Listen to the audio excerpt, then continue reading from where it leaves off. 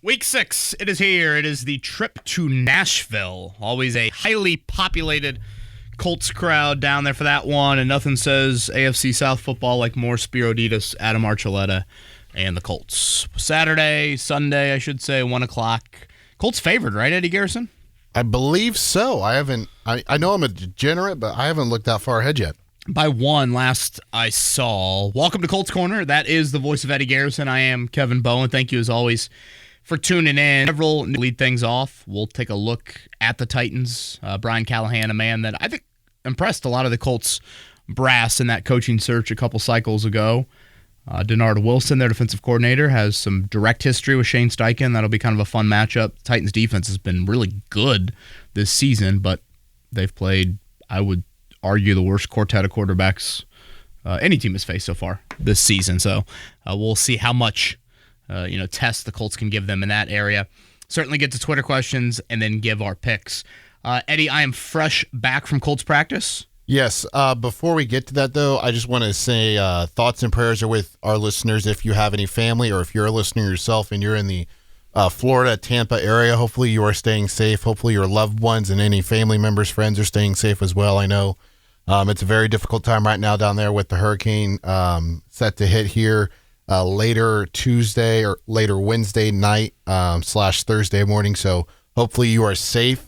And hopefully your family members and loved ones are safe as well. Without question. I can't imagine going through that. I don't even think it compares at all to like a potential tornado for us here, in the Midwest. It's frightening. I've been to that area, and I don't know much about hurricanes and Florida geography, but it just doesn't seem like Tampa and that St. Pete area in particular is built for it by any means. So hopefully it continues to let lose some strength, and hopefully it won't be as devastating as the early reports are. We had a Rick Venturi actually sent a picture of where his home is, and it's just in that general area, and it's just beyond devastating to see what Helene already did, let alone Milton on that end.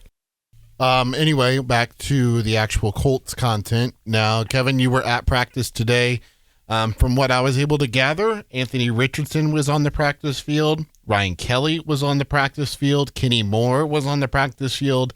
And Kwity Paye was on the practice field. In terms of who was not, Jonathan Taylor, Trey Sermon, Michael Pittman Jr., Josh Downs, Braden Smith, and am I missing anyone else? I think that covers. You said Jonathan Taylor, right? Yes. I think that was the lead candidate, I think I said. I think that covers everybody. Obviously, we'll see what Wednesday practice looks like. Pittman Jr. and Downs, for example, were at practice. So was Braden Smith. But obviously, those would be some names to monitor. So, several guys that have not practiced in a while. Kelly, Kwity, Kenny, all back. And I thought Anthony Richardson looked much more like a starting quarterback than he did last Wednesday. That was my grand takeaway walking off that practice field. I thought he took more reps. I thought he did a lot more. I thought he threw the ball down the field a lot more. He did some throws on the run. So, yes, I would say, they didn't do like that security gauntlet drill with any of their guys, but I thought all in all just a borderline almost a 180 from what he did or maybe didn't do last Wednesday. So, obviously a good sign on that end. Just a couple other items to get to on the Colts front from this week. I do want to give just an individual shout out to Alec Pierce. I've just been, I was so impressed by going back and watching that fourth quarter on Sunday, and how about his stamina? He makes that volleyball catch, fall to the ground. The very next play is the first deep ball. Yeah. I mean, it's wild to think that he was able to produce that in back-to-back plays. Now, again, 55 minutes without a target, I think you have to change that, certainly. But, Pierce has got a special ability with that deep ball and the 28 yards per catch. I don't know if you can really put it into perspective. I don't know if this does, but T.Y. Hilton's career high, Eddie, was 17 yards per catch. Mm-hmm. And I think we think of T.Y. as like a big play guy. Yeah. Now, obviously, sustaining that for 17 games is not going to happen, that Pierce's 28 number, but still, just really impressive. And now what does that do? What does that do for you? You continue to show this stuff on film. I would think that would be a wake-up call, for opposing teams, opposing defenses, all of those things. So, can now Pierce put his foot in the ground and run a 12-yard comeback? And can that be readily available for you? You would think on third downs with Josh Downs right now, a linebacker is not going to be needed, or should not be used, I should say, on him with how dynamic he's been in that area. So I think those are some good things that the Colts are putting on film. I would guess they stick with Dalton Tucker at right guard. I just think body size-wise, it seems like they like the bigger guards. When you think about the other options there, Danny Pinter and Tanner Bortolini are smaller. Assuming Ryan Kelly is back, and again, he was practicing today. Tucker's a big guard, 6'6", 305, 310. Could he be, again, continue to be that guy there? Maybe Matt Gonzalez, but still, I think drilling him at tackle probably makes the most sense there. So that'll be something to continue to keep an eye on. We mentioned, I think on Monday's pod, Eddie, we talked a little bit about, I was kind of ready to see Samuel Womack get all the snaps at corner and Dallas Flowers be relegated to the bench. Obviously, they cut him later on Monday. I guess you could point to some signs of accountability, a la Deion Jackson last year, a la maybe a little Shaq Leonard as well. I also think if I'm Jim Irsay, there's probably a call to Chris Ballard saying, hey, remind me again, in April, this was a reason why you weren't making any outside roster moves? Was the guy coming off a torn Achilles from a year ago, and now he's not on the football team in mid-October? That would be frustrating to me as the owner of the football team, in that was I think it's probably fair to say, a big reason why the Colts strayed away from making any notable cornerback moves. And again, this was very predictable, and I thought you could make a case throughout training camp that Darrell Baker Jr. even was the better corner than Flowers during that stretch there. And he's in Tennessee now, right? Correct. Yes, he is in Tennessee right now. And then Micah Abraham got picked up by the Cincinnati Bengals earlier this week. I thought I saw did he visit the Bears, or was I imagining things? He could have visited there, but I know he landed with Cincinnati earlier this week. I would say, I'm trying to look any other items of note. Boy, I saw Trevor Lawrence had a quote today of, that was the cleanest pocket I've ever had in my NFL history.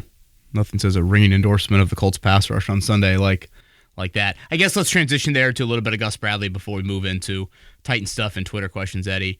I wrote a piece on 1075thefan.com. I think it details just a lot of why I think the Gus Bradley, should he have his job, questions are fair. And I think listeners of this podcast know that I'm not one that jumps to the hyperbolic, fire, bench, etc. very easily. I think you have to have a lot of evidence to entertain those questions seriously. And I think you currently do have a lot of evidence for that. Individually, we went over the guys here in 2024, Eddie, who have had career years, or career games, I should say, against the Colts. Let's go back to 2022. Frank Reich just gets all the blame for that season, and Matt Ryan gets all the blame, and the offensive line gets all the blame. That was a team that had fourth quarter leads and let 2-minute drives in their own building, game-winning 2-minute drives, happen to Taylor Heineke, to Jalen Hurts, to Davis Mills. Then you fast forward to 2023. You not only lost to 3 backup quarterbacks, but I would say one of the more damning things about last season in the losses to P.J. Walker, Jake Browning, and Taylor Heineke, Eddie, those 3 quarterbacks helped their teams reach a season-high total in points against you. So when you think about that, the Atlanta Falcons, the most points they scored all season with Heineke against the Colts. The most points the Cincinnati Bengals scored all season was with Jake Browning against the Colts. The Cleveland Browns, the most points they scored all season was with P.J. Walker for a huge chunk of that game against the Colts. This is 3 years of evidence, I guess 2.5 years of evidence if you want to boil it down to it. And it's pretty damning, and it's pretty ugly. So, again, it largely would be more to send a message than anything. But still, I think even entertaining these questions has plenty of merit right now in Week 6. I might have had my ears tuned into wishful thinking in the Tuesday coordinator Zoom, but I will say Gus did say something to the effect of, at times we have to play tighter coverages. Is that a glimmer of hope for something that could change for Week 6? And again, I know 90% of our audience right now is listening saying, about bleeping time. what took so long, et cetera, et cetera. But I will say specifically to, if we live in the present bubble of Week 6 and Will Levis, this is the time to do it.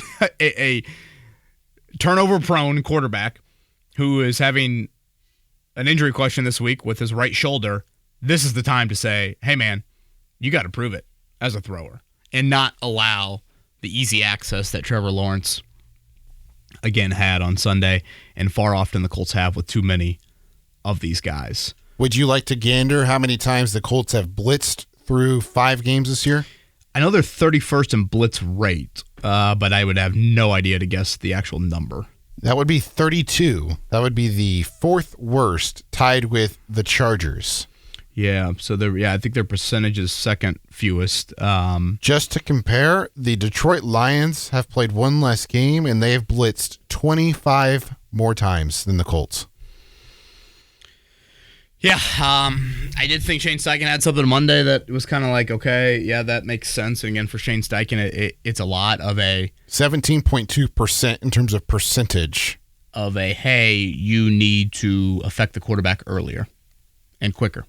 What was my biggest key entering the season? Disruption. Yep, consistent and earlier disruption.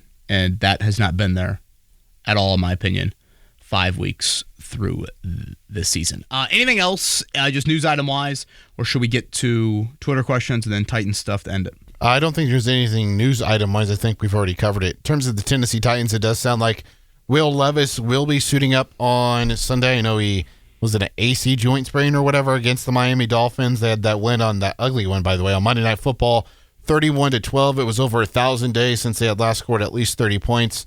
They lost their previous 3 to the Chicago Bears, the New York Jets, and the Green Bay Packers. They're 1-3. Key players right now offensively is Tony Pollard, their running back, formerly with the Dallas Cowboys. Now with the Tennessee Titans, they have not been able to get Calvin Ridley going. 9 receptions for 141 yards. In terms of that yardage, he does lead them in that category. DeAndre Hopkins has 10 receptions, 121 yards. And then Tyler Boyd has 10 receptions for 113. Tony Pollard leads them in rushing, and he does lead them in total number of receptions with 13. In fact, his complement of Tajay Spears, they have 25 of the 76 receptions for the entire team. So about a quarter of that. Yeah, I would say, or a third. I'd say a somewhat notable skill group. But again, I mean, Levis has just been god-awful. I mean, 9 turnovers in 3 games and 2 drives. 6 picks, 3 fumbles lost. They do have a question at right tackle entering this week, something to keep an eye on. Now, defensively, again, they overhauled that unit. I think their interior duo is pretty good. T'Vondre Sweat has been great as a rookie. And Jeffrey Simmons, right? Well, Jeffrey Simmons is a little iffy this week, so we'll see elbow where he's injury. at with that elbow. But again, that is a potent group, and you think, okay, Bortolini, Tucker, okay, Kelly's back, okay, still Tucker. Like, you're going to be tested, I think, in that area. And so that'll be something to keep an eye on. Sweat was certainly a polarizing draft prospect coming out of Texas. And again, Denard Wilson was with Shane in Philly. He's their DC. Again, they've been very impressive with a lot of their numbers. But the 4 quarterbacks they've played this year, Caleb Williams, Aaron Rodgers, Malik Willis, and Snoop Huntley. So again, from a quartet standpoint, I wouldn't say that is the most menacing group. That was Caleb Williams' NFL debut on that. And we'll give our picks here in a little bit. Colts legend, by the way, on the Titans coaching staff. I do know who this is. I do. This is the worst play of franchise history, right? Former quarterback, safety / quarterback. Yep.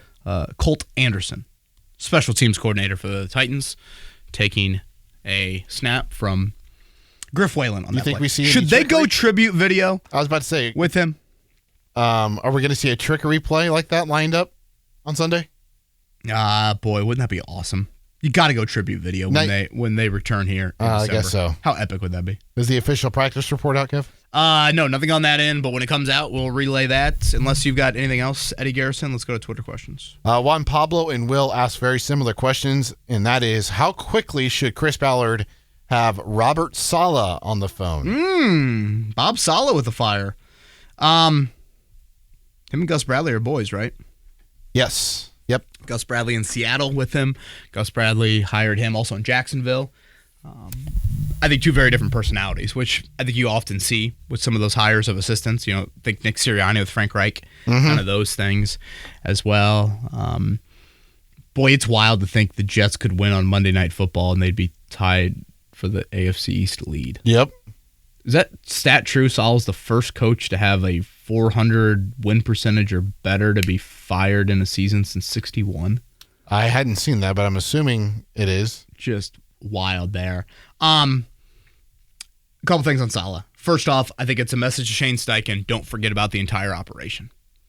The Jets have been really good defensively under Saleh. They're really good this year, but you are the head coach of the football team. And again, if you're going to make me pick in today's NFL, I'd rather have the offensive-minded head coach than the defensive-minded head coach, because I think offensive play, particularly when you don't have the answer at quarterback, i.e. Zach Wilson, early in Saleh's tenure, that matters more than anything. So, but again, I think it's just a reminder to Steichen with that. Now, when I saw this news, I thought, you know what? Tell Saleh to go to wherever he wants to and enjoy a couple weeks off, and then see if somehow that buyout doesn't appease him enough. And could he Marcus Brady analyst role? Didn't Marcus Brady get the old axe here and then join the Eagles later in the season? Yeah, I think, I don't know if Brady had a family or not, but I do know that Saleh has kids, and my guess is that he doesn't want to be away from them, and being able to stay in New York while they're still in school, I think, could be very important to him. I don't know if football coaches and spending time with the family necessarily is the biggest item, but I certainly hear you out. And all that money just to sit at home could be very enticing as well. Yeah.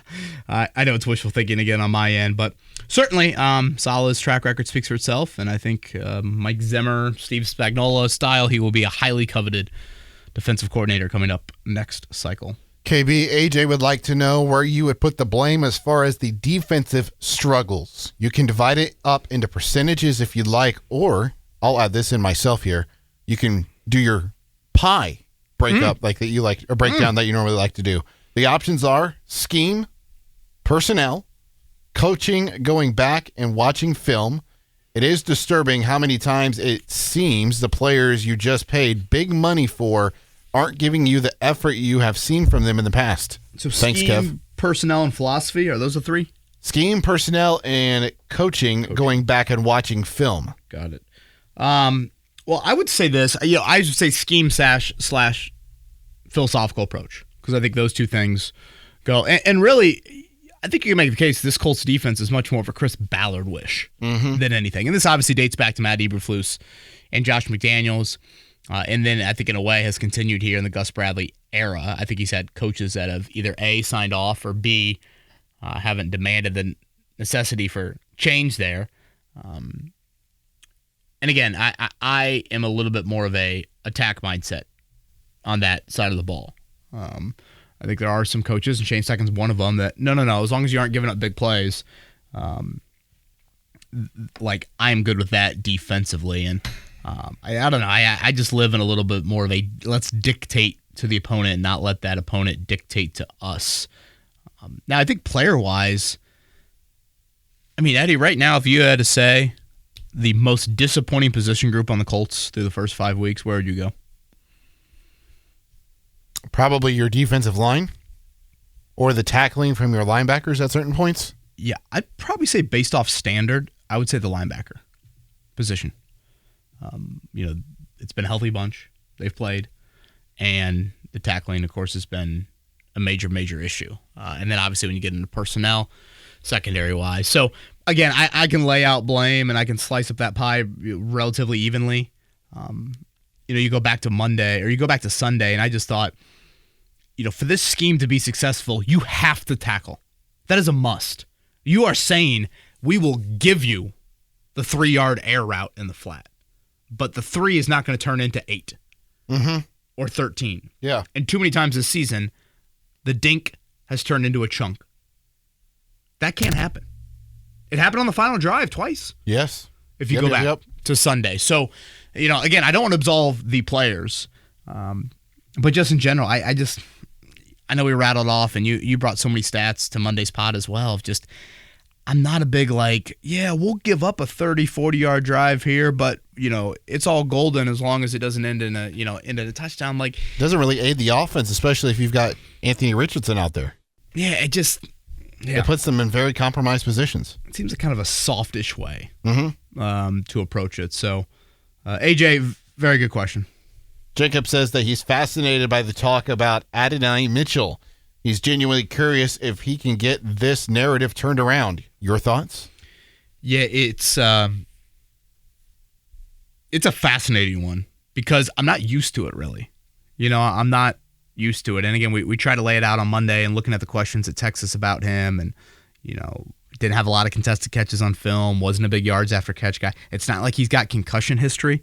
I think you are kind of curious about guys like that. And when you watch him on like the end arounds, Eddie, or anytime he tries to make plays after the catch, he looks pretty aggressive. Mm-hmm. I mean, you don't see hesitancy there. And I go back to Alec Pierce's rookie year, and it's like, boy, how much of that is just the quarterback's fault? Again, he's got that one trick, but damn, it's a special trick. Whereas this one with Mitchell, I think it's a lot of it is just flat out on him. Now, I think the biggest question you have with young wideouts is not about their ability to attack the football necessarily. It's about can they get open. So He's doing arguably the thing that most people worry about when it comes to the young wideouts. He's doing that well. But I even saw today during the individual period of practice, no Michael Pittman Jr., no Josh Downs during practice. So he's catching balls from the quarterbacks kind of in some individual periods. And he's trying to do the Odell Beckham, one-handed, you remember how Odell did those pregame, back in the day. Yes. The whole one hand and, 90 minutes before kickoff and ESPN's going nuts over him. Almost every player does that now. Right. But Mitchell's doing them on the practice field. It's dude, I mean, you would think after the last few weeks, it'd be a little bit more concentrated at all reps to, make sure you are dialed in there. So, conversation with Reggie Wayne, do you limit playing time even more? It's just because, clearly they had him heavily involved last week. He had a lot of touches, a lot of targets for the amount of snaps he played. So it is a very unique thing. Again, I don't think it's something that I'm sound the alarm bells to the nth degree, but it's different. It's more mental really than anything. And again, we didn't see a lot of it at Texas on the film. So that's something he's going to have to develop. It looks like you're at the NFL level. But again, if he continues to get open like that, hell, maybe he won't have to make all those contested catches. Walter states if Chris Ballard loses his job, it's because he is too loyal. He held on to Frank Reich, Adam Vinatieri, and now Gus Bradley too long. If they finally let him go, who would you like to see them pursue?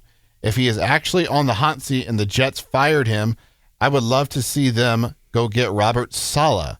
He has a relationship with DeForest Buckner, and he still runs the 4-3, but is a lot more aggressive. Who do you think makes that call, Ballard or Steichen, to keep Gus Bradley or not? Well, you would hope the head coach would have first say, and then the GM would have second say, right? I would agree. I would agree a lot. Do you think that is the case, considering Gus Bradley was retained when Shane Steichen was hired? Yeah. There's a reason why I'm pausing and stumbling and fumbling. I don't know is my answer here. Obviously, it's it'll be collaborative, et cetera, et cetera. But I don't know. This is such a Ballard defense, and have you built the personnel to be the Ballard defense? And it seems like Steichen kind of agrees with it. I don't act like this is two totally different thoughts here. And how much of this is just Steichen's relationship with Gus Bradley, and he got hired a week after the Super Bowl, and he's just like, hey, let's just keep it here and don't allow big plays, and I'll do my thing offensively, and we'll be fine here. So it kind of goes back to the Saleh thing of, remember, it's head coach before it's offensive coordinator and play caller. Obviously, the coaching cycle will play out, and I think you'll see plenty of coaches that are available to you. Again, I brought up guys like Zimmer and Spagnuolo earlier. I think that is such a weapon to find, and who knows? I know Chuck Pagano didn't do it for a long time in Chicago, but I think those Bears defenses were fine. Just some guys are just more equipped to be the coordinators.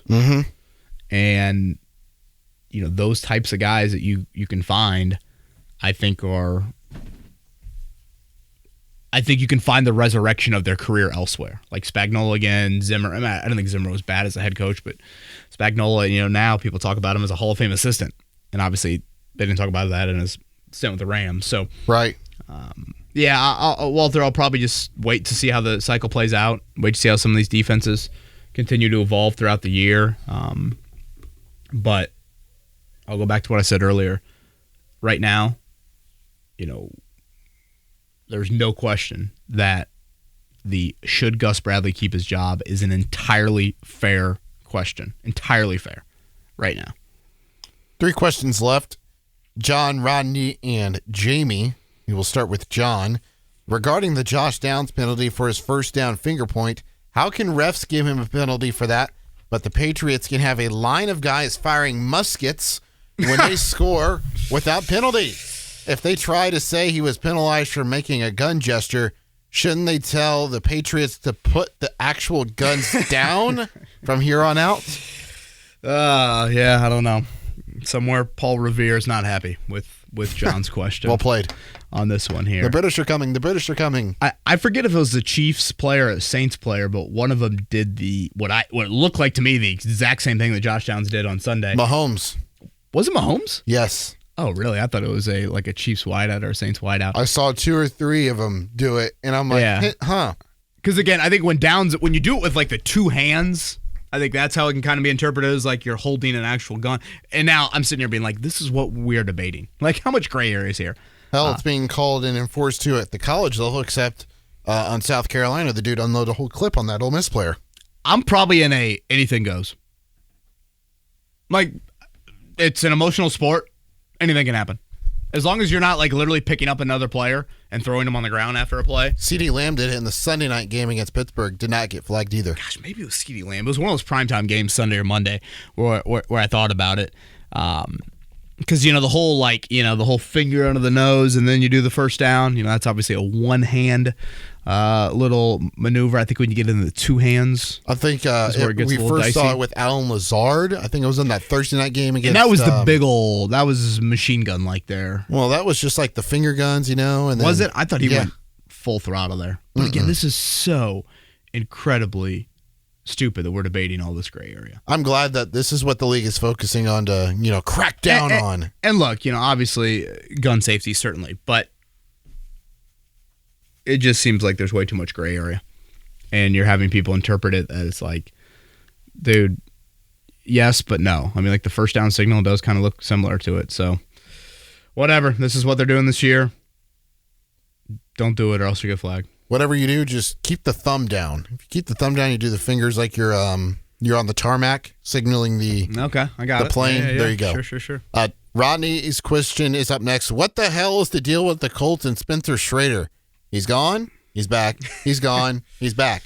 Why? Do you see he's gone again today? Yes, just because they can on the practice squad, or is this the Colts typical say one thing while doing the opposite? No, Thanks. I think it's just a lot of practice squad fluidity. Did you see who they signed to the practice squad? Trent Penix. Well, that was earlier. They signed a guy by the name of, I want to make sure I have his name right, Jack Wilson. Jack Wilson is a 6'11" football player. What? 6'11". Is this Marcus Hunt 2.0? 310 pounds. He began his collegiate career at Oregon State playing basketball. He then moved to Idaho to play basketball. Go Vandals. And third time's a charm, he decided to go to Washington State and walked on their football team. Okay. And they made sure in his bio often to say he was on the PAT team. You think he was blocking kicks on the PAT team? Kind of like Marcus Hunt. That was his specialty. Marcus Hunt. Yep. 6'8" Marcus Hunt. So, yeah, it's a I think when Schrader got cut the first time, it was for Penix. And like last week, without Jonathan Taylor, I think you needed another running back just through the course of practice that week. So then they signed him back after they promoted David Long. That Jr.? Sounds right. I'd have to look at all the things, but that sounds right. Now he's gone. Again, I think with 16 people, you can have a kicker on the practice squad when you have some uncertainty at the kicker spot. But at the same time, I get that teams might not necessarily be clamoring to bring Spencer Schrader on board. And I do think with a 16-person practice squad, having developmental projects is fine. This guy appears to be the ultimate case of that. So, yeah, I mean, as long as you have faith that you're not going to lose him, okay, but I'd probably want to cover my butt and have a player like that. But granted, again, we've never even seen Spencer Schrader attempt a field goal in an NFL game. So you got to point that out as well. Twitter questions this week we'll round out with Jamie. I know Anthony Richardson did not play last week, but I was wondering why he is never under center. Doesn't that give the Colts more options? Make them more unpredictable? I see all these quarterbacks faking handoffs, freezing linebackers, and whatnot. Just seems like something they should think about. I brought this up to you after the Week 1 game. Yeah, and again, he is under center at times. Not a whole lot, but I think there also is an element of what did he do the most in college? Okay, he was in the shotgun. What do you want to keep him comfortable in for now? You know, there's an element of catering to him. There's a little bit of yin and yang just because if you put him under center, it's almost pretty obvious it's not an RPO. It's either going to be a run or a play action pass. Deep play action, yeah. Yeah, whereas if you're at a shotgun, pistol, or whatever, then you have the RPO element of him running, I guess. But who knows? Maybe you see a little deep play action off of him under center this week. But I thought there was a chance, too, he could be the third quarterback on Sunday. Is that a little bit of a scoop there? You thinking that Mr. Richardson suits up? I think, based off what I saw today at practice, Anthony Richardson is going to play on Sunday. Okay. But again, we record this podcast, and this time last week, I changed my pick by the end of the week. Mm-hmm. And I think I said to you, and I hope I said to the audience last week, I'm like, what I saw today was not signs of a man starting at quarterback. So I don't know if we were there yet just because it was one practice in, but I think you made note of it. Thursday certainly backed that up, and then Friday again there. So right now, I will say Richardson gives it a go, and I will say Will Levis is awful at football, and the Colts win 23-16. So what's your record? I think I'm 4-1 on the year. Are we going 4-1 or 3-2 since you gave the Colts technically on the pod? Oh, I think at the end of the week, that's what counts more. I'll go 23-16 Colts. I think I'm also 3-2. I can't remember. I got last week. Yeah, I think I'm 3-2. I will go Colts 23 and Titans 13. Again, looks like the Colts a little bit healthier, from Kenny Moore and Kwity Paye and Ryan Kelly. So I think those are some things to note. Obviously, Pittman and Downs and some of those other guys that missed today. To me, Jonathan Taylor needs multiple days, and him missing Wednesday, I'm not overly optimistic on that one, but nonetheless, it's massive. You have won 4 of your last 15 divisional games. That cannot continue. One final question here right before we totally wrap it up. Is Thursday's practice more important for Taylor to be out there than Fridays? Yeah, I think he's got to have multiple days. Now that most guys, but Taylor especially, I don't think Taylor is I've missed a game, I've missed 5 straight practices, and 1 practice will be enough. Okay. No, I do not believe that on that end. He's Eddie Garrison. I'm Kevin Bowe, and everybody have a great week. We'll talk to you.